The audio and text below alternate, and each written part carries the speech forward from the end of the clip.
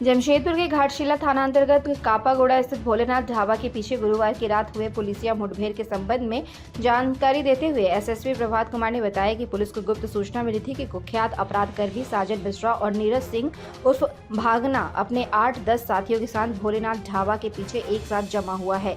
इस पर संज्ञान लेते हुए मानगो, उलीडी एवं घाटशिला थाना प्रभारियों की एक टीम गठित करते हुए कार्रवाई का निर्देश दिया गया। टीम ने सशस्त्र बल के साथ एक साथ छापेमारी की। छापेमारी के क्रम में पुलिस बल को देखते ही अपराधियों ने पुलिस पर फायरिंग शुरू कर दी। जवाबी हमले में साजन मिश्रा को पैर में गोली लगी। पुलिस को मजबूत होता देख कुछ अपराध करने अंधेरे का फायदा उठाकर भागने में सफल रहे, जबकि अपराधकर्मी हथियार सहित गिरफ्तार कर लिए गए। गिरफ्त में आए अपराधकर्मियों का नाम साजन मिश्रा, साजिद खान उर्फ शहजादा, रोहित कुमार गुप्ता, शिव रंजन यादव उर्फ शिव पूजन तापस दास, गौरंगो पुष्टि एवं दिव्यांशु ओझा बताया। इनमें से साजन मिश्रा एवं रोहित का आपराधिक इतिहास रहा है। पुलिस ने इनके पास से हथियार और कारतूस के साथ कार भी बरामद किए हैं।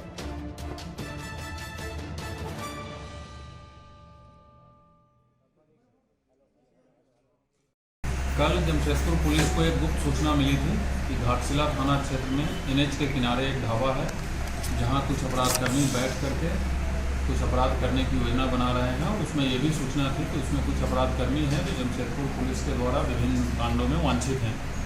इस सूचना के आलोक में पुलिस अधीक्षक नगर के द्वारा कुछ थाना प्रभारी और उनके अधीनस्थ पदाधिकारियों को मिला करके एक टीम बनाई गई थी।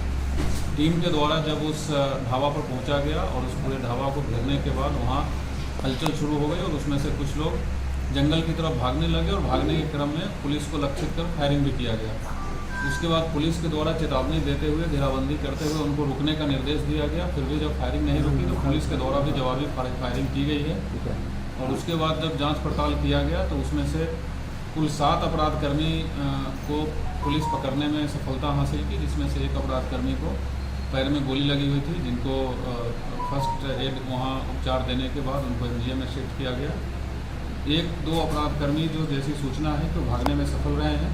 घटनास्थल से विभिन्न अपराधकर्मियों के पास से कुल 4 अवैध हथियार और 9 जिंदा कारतूस मिला है, 6 खोखा भी मिला है।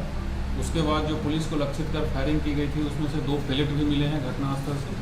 सभी से पूछताछ की गई है। इसमें जितने अपराधकर्मी हैं सभी किसी न किसी गिरोह से जुड़े हुए हैं।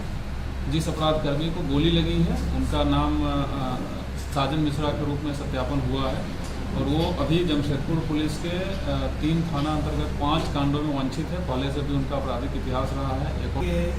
थ्रू 4 लाख का मतलब से लगानी मांगे तो उसमें लोग क्या संलिप्त थे? हाँ, उसमें साजन मिश्रा उस घटनास्थल पर था।